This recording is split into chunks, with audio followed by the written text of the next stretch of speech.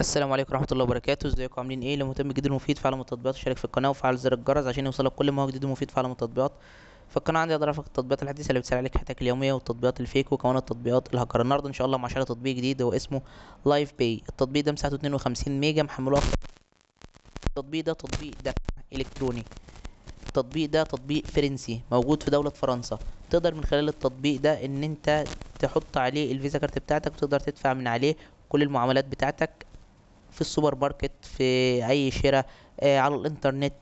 كمان بتقدر ان انت تعرف الفلوس اللي اتدفعت، او لو مدي مثلا الفيزا بتاعتك لابنك او لزوجتك او لاي حد، لما بيدفع بالفيزا بيجي لك رسالة على طول على التطبيق، من التطبيق، ان انت تم خصم مبلغ قد كده من الحساب بتاعك. يعني في حد اشترى حاجة بمبلغ قد كده.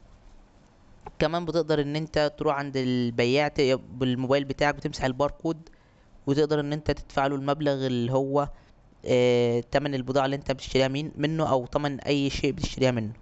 كمان بتقدر تشتري من على الانترنت وعلى مواقع التسوق. كل ده بتقدر تعمله من خلال التطبيق.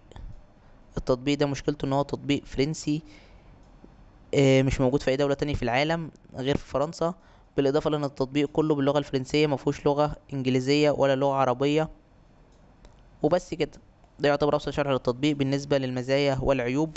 لو عجبك شرح التطبيق يا ريت تدوس لايك للفيديو. لو عايز شرح تطبيق معين يا ريت تسيب لي في الكومنت. لو شفت ميزه او عيب للتطبيق في اي تحديث من التحديثات القادمه اكتبها في تعليقات الفيديو. شكرا، سلام عليكم.